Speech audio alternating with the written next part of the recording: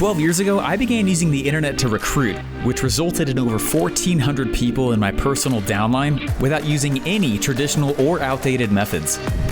Now I've decided to burn it all down and start over in a different business. Follow me as I document what it takes to auto-recruit my next 1,000 people into my own downline from scratch. I'm Steve J. Larson, and welcome to Season 2 of Secret MLM Hacks Radio. What's going on? It's Steve Larson. Welcome to Secret MLM Hacks Radio. I'm excited for this episode today because I'm going to share with you guys a really cool pattern on what I see causes the most recruiting. We just got back from Funnel Hacking Live. It's the last Funnel Hacking Live. It's all over, which is crazy to me. I had a lot of people ask, like, is this just a gimmick? They're probably gonna have more of them. And I'm like, their plan is to be done with these things. So someone was like, why are they over? And I was like, well, it's one of the most stressful gambles on the face of the planet. They spend like $4 or $5 million every single time they go do one of these events. And having helped plan several Funnel Hacking Lives, especially when I worked there, it's not a small. It's hard. Event tickets, by the way, if you don't know, are by far the hardest thing to sell. Period. It's harder than trying to sell something that's a subscription, which you all know. I mean, like network marketing, you're usually selling a subscription product, right? Something that they rebill every month. Like, that's a hard sell. Way harder than a one-off. But what's way harder than that is event tickets, because they got to, get babysitters and coordinate schedules, and it's a time commitment, not just a money commitment. And so event tickets, it's hard. It's really, really hard. So as far as I know and have been told and have chatted with, my friend about, it's over. They might have like tiny ones moving forward, but just so they can give out awards, but they're going to be like, 50 people or whatever, like locally in Boise, Idaho here.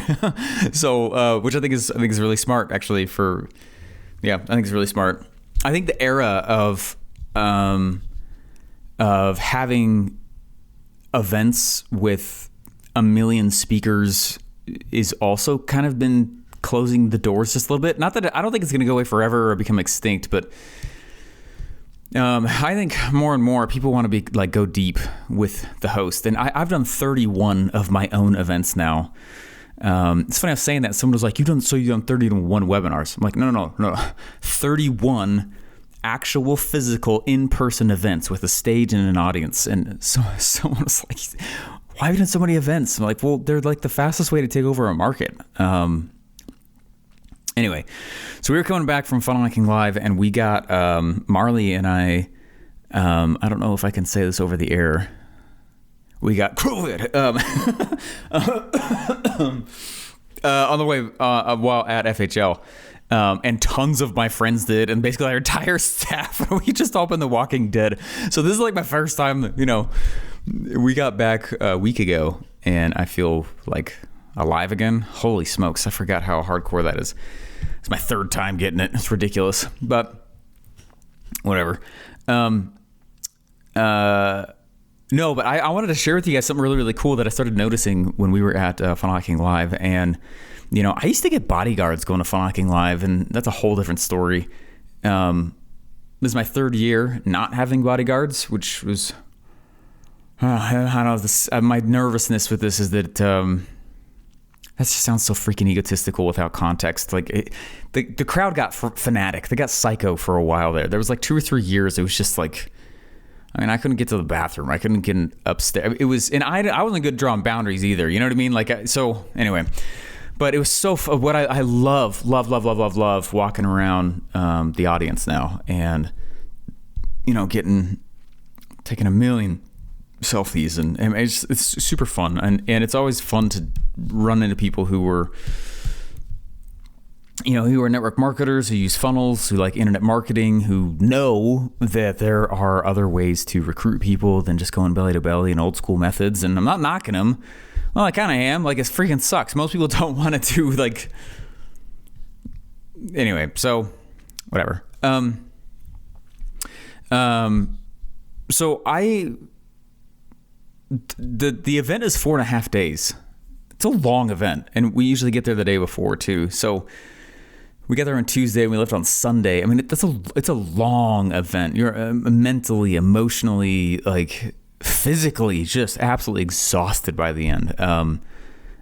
Especially because we're going hard. We go around, we talk to the audience, we work the crowds. It's not a small deal. You know, one of the reasons why I try to spend as much time as possible out in the hallways is, you know, and chatting with people and getting to know people's companies and things like that. I'm trying to understand what people are struggling with. And so I think I maybe listened to like 2 speeches the whole event. I spent the entire time out in the hall so that I could understand more. And the reason I'm bringing this up, and the reason I've had a 5-minute intro here, is I'm trying to tee up the crazy. I have never had so many people come and ask me if Secret MLM Hacks is coming back up. Well, that's not actually how people asked for it. Is probably in the first half day. So it's 4.5 days, but the half day is first. It's at the beginning of the event. It's because they want people there. They want to do a little kickoff, and they want to make sure that it's so they can start the event off strong the next morning because everybody's already checked in for the half day. It's like strategic, like that's why we would do that, you know. Anyway, it's really smart. Well, that little half day, just walking around, saying hi, catching up with people. How you doing? So excited to be here. You know, all that stuff, you know, lots of pictures and lots of, you know, it's so fun. And so I have never had that many people explicitly find me to ask if Secret MLM Hacks is back, is coming back, is here. And if you are kind of just tuning into that reality, I think it was like 3 or 4 episodes ago, I put out a podcast basically saying I'm sorry. Like I kept trying to shut down Secret MLM Hacks, as you know, the program, and the reason was because I had someone, I think she's my friend, but I don't know. Maybe she was just trying to take me out. I don't know. But she got in my head years and years and years ago, and was like, she's like, anyway. So whatever. The reason it doesn't matter, but it's back, and I don't know, man. Throughout Funnel Hacking Live, I kind of lost track of how many people specifically were asking for Secret MLM Hacks, and specifically said things like, "Is that here? Is that back? Are you doing it? Where can I get it? Is that something that you decided to come back and bring back to it?" So I'm really stoked about it because the answer is yes. And so I was like so psyched. We recently made that decision, and it was fun to have made that decision and then go to that event and be like, yeah, it is coming back. It's here, you know. So if we want to figure out what everyone's talking about, secretmlmhacks.com.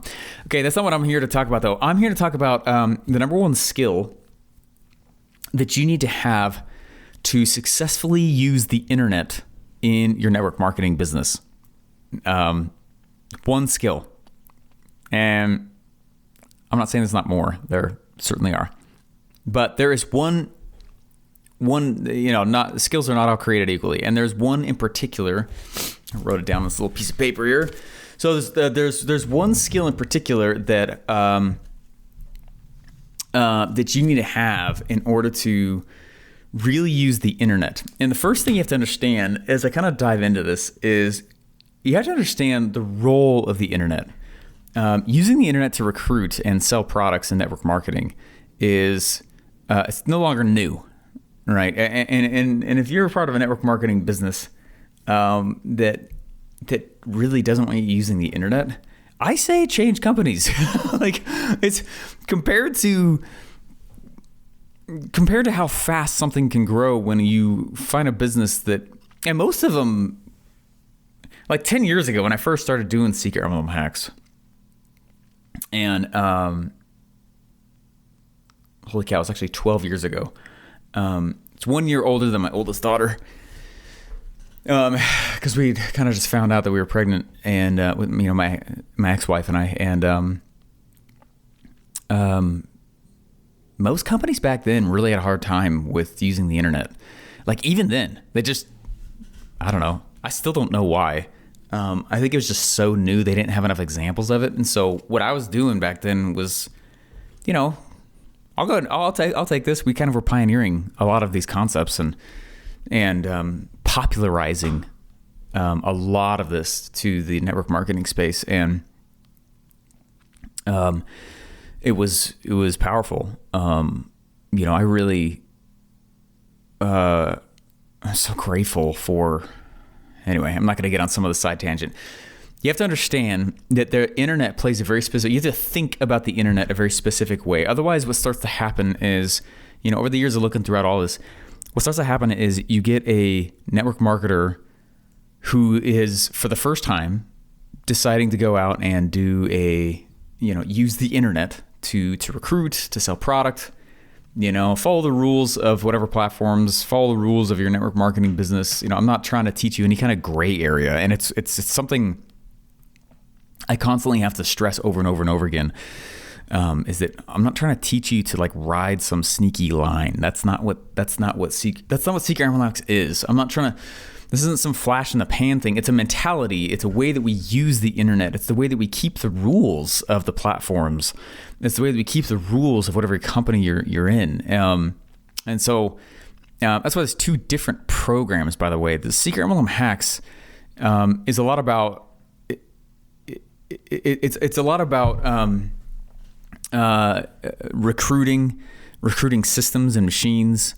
And I was trying to calculate how many people have gone through Secret MLM Hacks and then told me, like I was trying to aggregate how many people have recruited with the Secret MLM Hacks methodology.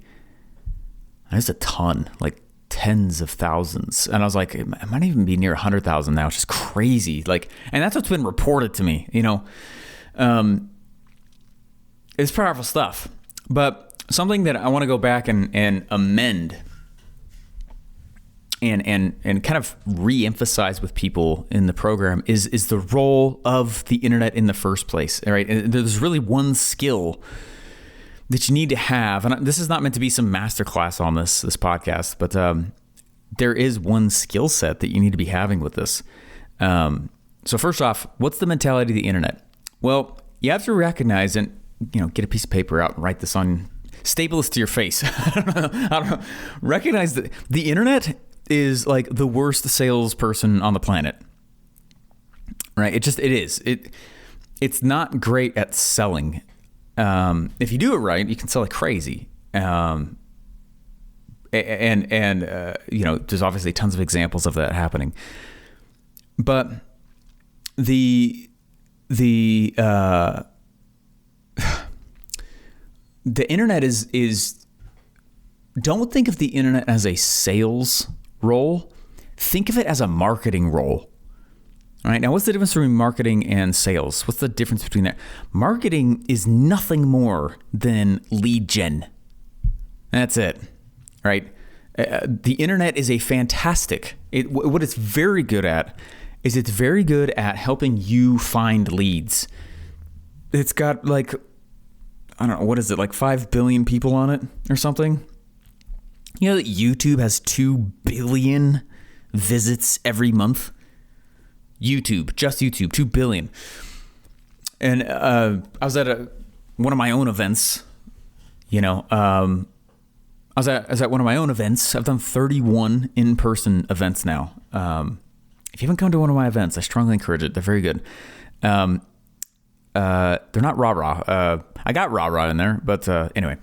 I was at one of my events and I was trying to help somebody understand, I was like, you have to understand that, someone was like, the platforms have all changed. AI is here. Oh no. And everyone likes the doom and gloom. I mean, every brand new technological advance that happens, there's always someone out there who's like calling for the end of, humanity. I remember when I was a teenager, I was like that last generation that did not have a phone growing up. I got my first smartphone. I got my first phone when I was like 16. I got my first smartphone when I was like 25, simply because, my job that I was in required it. But I remember when there was whole parent forums on SMS texting.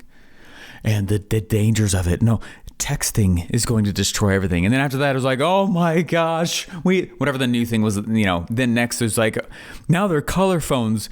Everything's going to be destroyed. There's color phones out now, and then it's like every single brand new piece of tech that comes out, someone's saying, this is it, humanity's screwed, it's like, I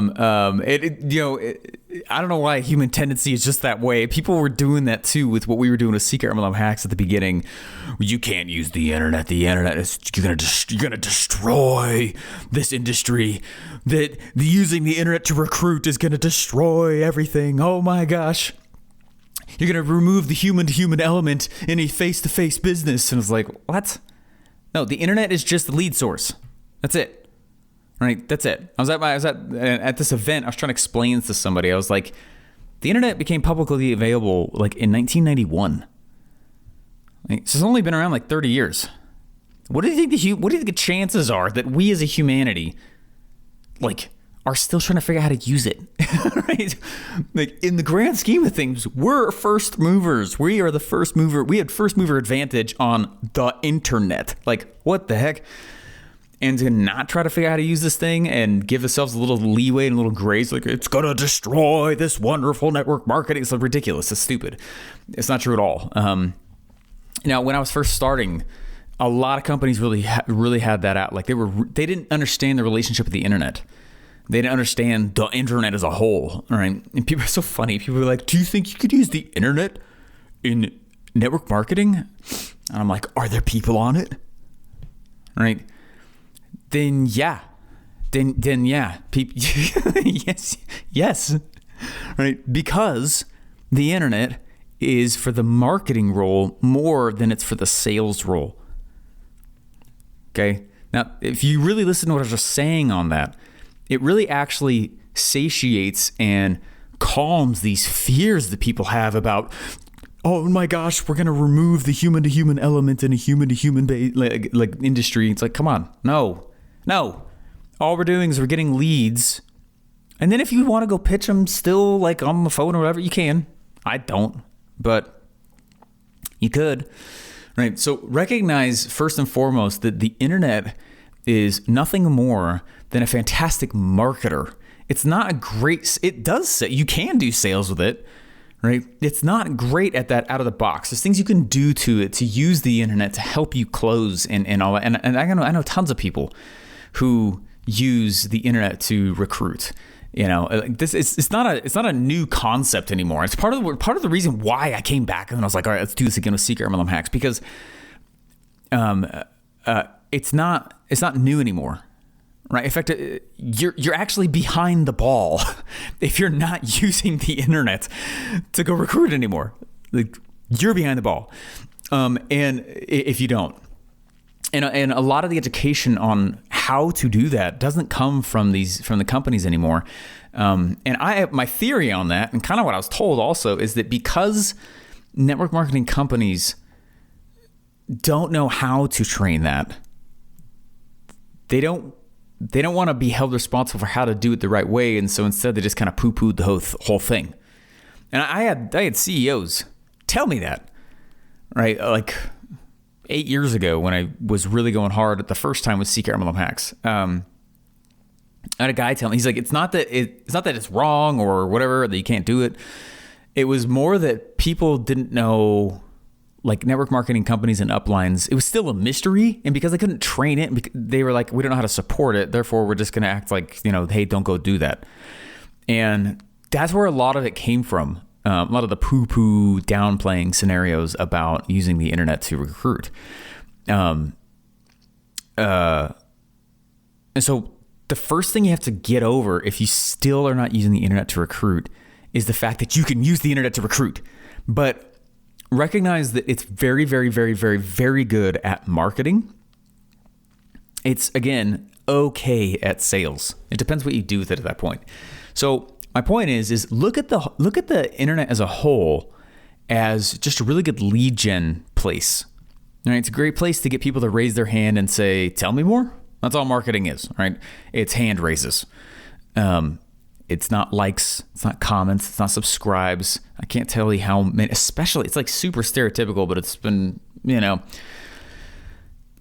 a lot of network marketers who freaking, they don't know how to measure marketing. And so they measure their marketing in social media engagement, right? That's not what marketing is. Marketing is nothing more than people raising their hand towards you and saying, tell me more. That's it. That's all. Doesn't matter how many people commented. If no one raised their hand and said, tell me more, was what you put out actually marketing, or was it just content? Right. So first of all, you got to understand what the internet is meant for and used for in network marketing. It's leads. It's a lead gen place. Now, really, what CKR MLM Hacks teaches you is how to do that. I'm not trying to like. Most people just don't know what the program is, and they keep thinking like, well, anyway. So I'm just telling you what it is, and then the second part that it does is it shows you more about how to actually use it and morph it into a sales thing, which is why I was able to recruit 1,400 people without really talking to any of them in like my first successful big downline, right? And one of the reasons why I've come back also is because I was like, that was really fun. I forgot how fun that was. I'm going to do it in a new network marketing business. So part of what I've been doing and part of what you're going to listen to me doing on the show is documenting my journey toward recruiting the next 1,000 people in a brand new downline from scratch. And that's one of the major reasons why I decided to come turn this all back on, is to like, I learned a lot of lessons. I've done it in many ways. Some ways worked better than others. Come follow me while I document recruiting another 1,000 people in a fresh downline. So I'm psyched about it. I was super secretive back in the day as well, as far as what company I was in. I'm not here to promote. I'm not here to pitch. That's not the point. I'm here to just document, hey, entire industry, did you know this thing called the internet is out? Right? But I might be slightly more open about what it is, just because I think that it might bring some insight.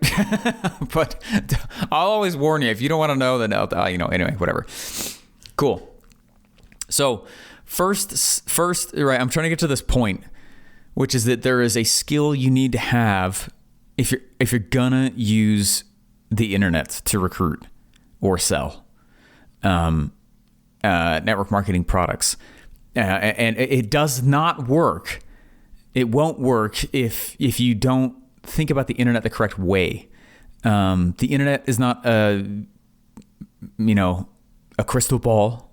It's not magic. It's not luck. I used to think it was luck. I was like, man, that person's so lucky. They got this funnel that's up and it's just crushing it. Wow, how do they do it? And I would like copy the person's funnel to the T, thinking that, oh my gosh, I got to have my button be the same color as theirs. Like I remember I used to, like 10 years ago when I first started getting into this game, I thought there was if I'm going to model them, I got to model them exactly. And like, that's not true. So anyway, so first of all, you got to have the right relationship with yourself and the internet and your business. And really just recognize that the internet is a wonderful lead gen place. That's the number one thing. So the skill though, once you have that framework in your head and the framing of the internet in that way, what you do is you have to practice the story. Okay, here's the skill set. This is the number one skill set you must have. And I know I'm 24 minutes into this thing, but like I just needed all that backdrop. Plus I wanted to share a few other things. The number one skill is storytelling. It is. But it's not all the same kinds of stories. What you have to get good at, if you're going to use the internet, is the different types of stories. There's not all stories are created equally, right? I can tell you a story about this guy named Frodo, and he's got to take a ring and he's going to go throw it in a big old volcano thing. And I can finish telling you that story, and you will not have opened your wallet and said, here's my credit card, right? Like, story is not created equally. There are different stories for different purposes. And what you have to get good at is, you have to recognize that a marketing story is different with a different purpose than a sales story. All right, which is completely different and has a different purpose than a closing story. Right? Marketing, sales, and closing are three totally different skill sets, and at the center of all three of those is storytelling. But it's a specific kind of story. All right, think about your favorite brands. Think about your favorite businesses. Think about your favorite products that you like to purchase. You probably love it because there's some story attached to it. Whether it's a story of you and your success with whatever the product is, or it was a story that was told you while it was being sold to you. Right? And you think about whatever network marketing business you're in. And I don't care what you're in. If you love it, stay in it, right? So, but how did they sell you into it? My guess is that they cited some features and benefits and you learned some things, but that you may not recognize it, but every good sales pitch comes with a story, right? And it could be a testimonial, right? Well, you know what? I know there's someone over there. There's someone named, I don't know, whatever. And they started using this product and they saw these improvements. Oh my gosh, they're using story. And some people are good at using story. Some people are bad at story. Some people are good at telling it. Some people are good at telling story, but they tell the wrong stories. Stories are not created equally. And you have to recognize that there's a massive difference between a marketing story, a sales story, and a closing story. And they're measured differently, right? So what is a marketing story? A marketing story is any kind of story that you tell that gets somebody to say, tell me more. That's it. That's all it is. The book I'm writing with Russell Brunson right now, I'm co-authoring, is based on all this research I've done on this topic over the last 5 years. And it really was a massive realization to recognize that one of the reasons why people are not using the internet correctly now is because they're using a sales-based story on a marketing-based platform. Does that make sense what I just said? They're using the wrong story in the wrong channels. Right? So here's how to not use story correctly. You go and you take your phone, you hold up your product, whatever network marketing business you're in. You go to the gym and you take a selfie that says, working from home today. DM me if you want to learn more about how such and such product can change your mitochondria and even create a multiple streams of income. It's like that's a sales story. Does that make sense? How many of you have noticed that whenever you see someone post like that, the first thing you think is bullshit? No, garbage, right? They're using a sales story in a marketing channel. It's why it feels so freaking weird, right? And every time someone goes out and posts some kind of selfie about their product and how the fact they're working from home that day, and they're not working from home that day, they're trying to go peddle a product. They're not using the correct story, and that's why it feels so offensive.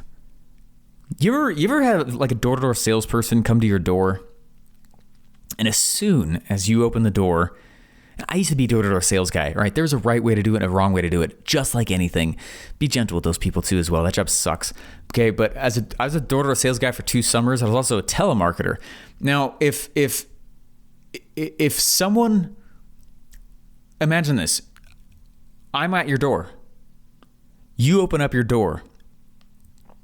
And as soon as you open the door, I have an order form that I put right in your face. And all I do is I ask the word debit or credit. And I start talking about how Mr. Jones, your neighbor, just signed up because he knew it was such a good deal. Would you like that? Hate that? Want to kick me out or punch me in the face? Right? What are the chances that you're going to go grab your credit card and just like sign up? Right? Zero. It doesn't happen that way. In fact, it's really freaking annoying. It's because I'm telling you a sales and really a closing story before I've told you a marketing story.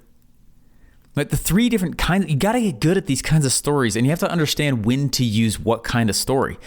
Taking a freaking selfie of yourself, walking into a gym, taking a selfie and then posting saying, working from home today, DM me if you want. Like that's annoying. It's a sales story. And it's the equivalent of standing on the entire internet's doorstep, knocking on it, getting people's attention for like 3 seconds, and then going, debit or credit? Ugh. Dumb. You just wasted so much of your shot, right? Because how many people, you really don't get a second chance, right? At a first impression. And so stop using the wrong story. The story that you need to be telling is a marketing story. A marketing story has nothing to do with your product. People don't care. Has nothing to do with you, right? People want to know that the story that you're about to tell them is about them. The first story that you need to tell people is a story about them. Okay, it's a marketing story. It's a story that literally is measured in hand raises and people coming to you and saying, "Tell me more." Where people get messed up with this is they do the equivalent of stand on the person's sidewalk in front of their house and they basically repeat the following. I know you want to hear the story. You want to hear about my product, don't you? Could you raise your hand and ask me more? Raise your hand. Ask me more. I said raise your hand. Put your hand up. Put your hand up. I know you want to put your hand. And the person's just standing there and they're like, what the heck? And out of sheer being like just annoyed, the person's like, all right, tell me more about your product. You know, I don't really want it. I don't really want to, but just shut up. Right? How do you think that sale goes?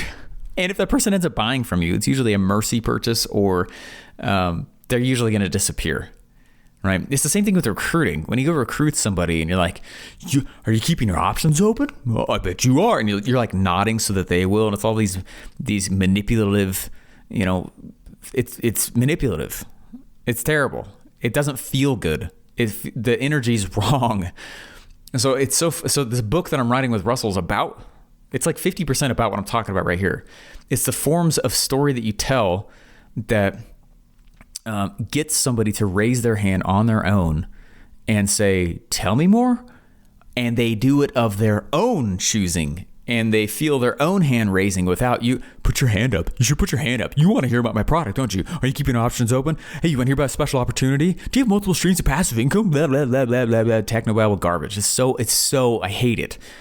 I hate it. So I believe that's the real travesty that's going on right now. Is we now are entering an era. It's one of the reasons why I wanted to come do this podcast again and this whole program again. We're now entering an era where people are finally convinced that the internet is like a good thing to use in network marketing, but they're using it in a way where they're just pitching, not marketing. Two totally different things, right? So this is the number one skill if you're going to be using, if you're going to be using the internet to recruit and sell product. Okay, so storytelling. Storytelling is not created equally. Not all stories are created equally. Not all stories have someone who raised their hand. Not all stories get someone to go get their credit card. Not all stories get someone to joyfully pay you. Not all stories get someone to joyfully share with other people. Okay, different stories, right? It's different. What's that phrase? I'm messing it up. Different paintbrushes for different strokes for different folks. I can't remember anyway, whatever. But stories are not created equally. And so the first thing to go practice is story itself. Story has structure.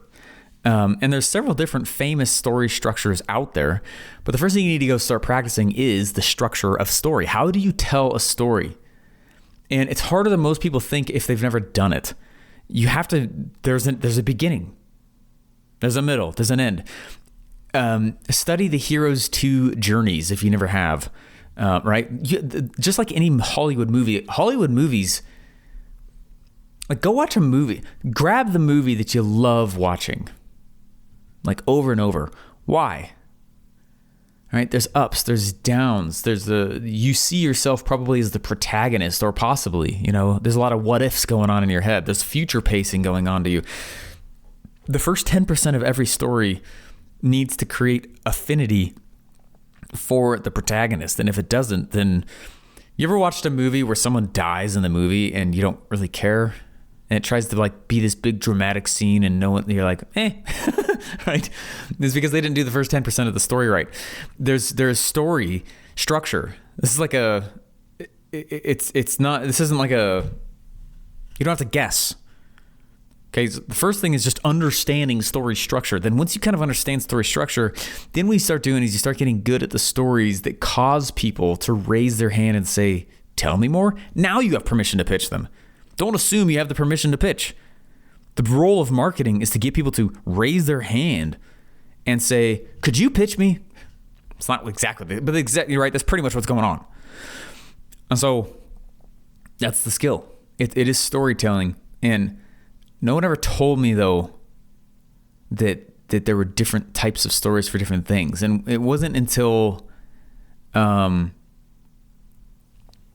I was doing some event and some people were practicing their stories, but the way they were practicing them was like, I don't know.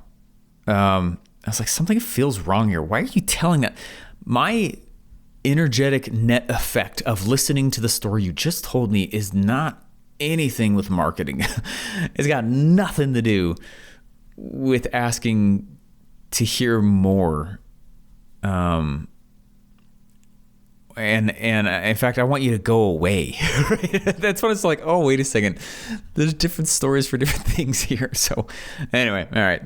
I think I've belabored the point here, but something that I would do if you're trying to learn the skill set for the first time is just is practice telling story. My favorite way to practice telling story is actually through what I'm doing right now. I actually use my podcast that I have strategically forever to practice the stories that cause some sort of measurable reaction. And if I don't get the outcome or the result that I want, I don't use that story in a marketing or sales, scenario. So you got to recognize, and I'll end with this, but you got to recognize that marketing is a super forgiving formula. Marketing's super forgiving. But not if you're not taking shots, then it's not forgiving at all. Okay. The reason it's forgiving is because you can go practice a story. Maybe you could practice some storytelling in a post,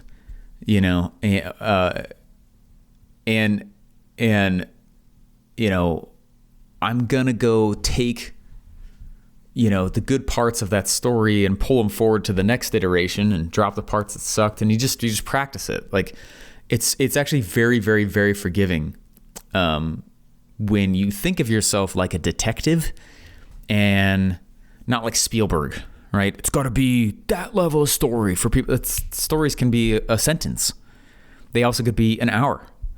And when you start getting good at storytelling, you can kind of match whatever container you're given. And that's true for, I don't know how many stages I've spoken on. I was trying to calculate. I think it's not including my own stages. I think it's over 200, I think. I don't know. It's a lot, man. And I love it. And it's my favorite thing to do. But you can always tell when someone has had some actual training versus someone who just thinks that it's about how eloquent you speak and don't say any ums or ahs. That stuff doesn't matter, especially when your stories rock. So anyway, go practice story and then start asking yourself, what are the types of story that's going to cause action? And you don't always want the same action. Sometimes the first action you need is just people saying, tell me more. Now you have permission to pitch and tell your sales story. All right. And then at the end of the sales story, they should be like, how much is it? It's the only way to measure that story is it. How much is it? And then after that, the closing story is them going, how do I get started? Right. Or just saying here's my credit card. Right. So it's a progressive. I think of it like an assembly line. It's a progressive, linear thing. And too many people, they just get overeager. And they're like, if only everybody understood exactly what this product was. They skip all the way to the closing story. And that's why people are like, shut up. And that's why it's annoying. So just the wrong story in the wrong order. Most people tell sales and closing stories. They're missing the marketing story altogether. And it's why using the internet is so hard for them, because people are just like, you can't use the internet to sell. I'm like, yeah, well, when you're just telling the wrong stories, yeah, you're right. It's annoying for everyone in humanity. You're standing on the doorstep of the internet and pitching without any permission. They did not raise their hand and say, tell me more. And so of course you can't, but I am. And thousands of people are. So anyway, all right. You guys are amazing. You want to check out more about this, secretmlmhacks.com. See you guys.